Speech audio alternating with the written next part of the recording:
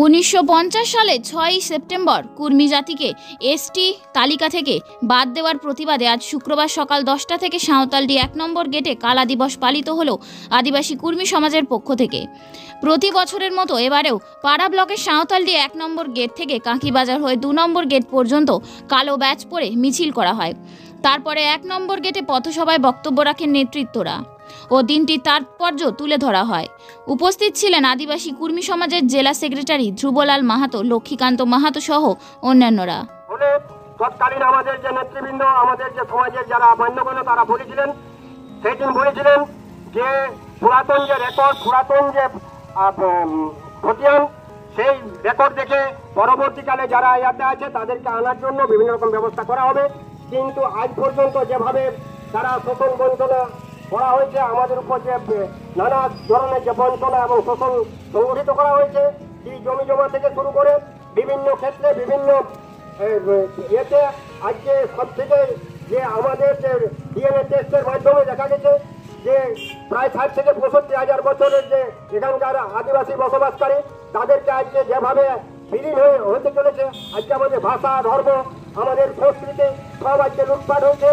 শুধু ধন সম্পত্তির সাথে সাথে আমাদের নিজস্ব যে জাতীয়তা ছিল সেই সম্পর্কে অনেকের ধারণা যে এরা একটা বিচ্ছিন্নতাবাদী আন্দোলনে হয়তো নেচে উঠেছে। না বন্ধুগণ, আমরা কোনো বিচ্ছিন্নতাবাদী আন্দোলনে যাইনি। আমরা মূল আন্দোলনের মধ্যে সমস্ত ভারতবাসীর সাথে আমরা আছি, কিন্তু আমাদের যে দাবি, আমাদের যে অধিকার, সেই অধিকার আন্দোলনে আমরা লড়াইয়ে আছি, আগামী দিনেও থাকবো। এবং আজকে এই কালা দিবস হচ্ছে, তার কি কারণ? কালা দিবস 1950 সালে 6ই সেপ্টেম্বর কোনো অলিখিত কারণ ছাড়াই তৎকালীন ভারতবর্ষের নেহরু গভর্নমেন্ট আমাদের এই আদিবাসী জনজাতির দিক থেকে কুর্মী জাতিকে বাদ দেয়। সেই তখন থেকে নানান গণ আন্দোলনের মাধ্যমে আমরা এই 6ই সেপ্টেম্বরটাকে কালা দিবস হিসাবে পালন করছি। আজকে কী কী করা হচ্ছে?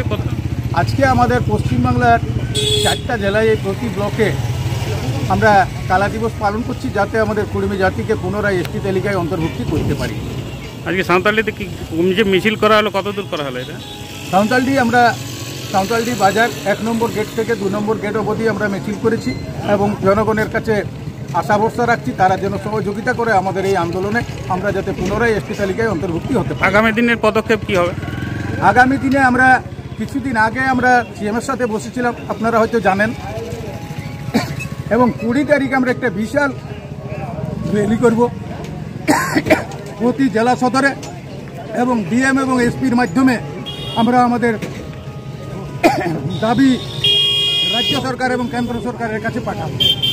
আপনার পরিচয়?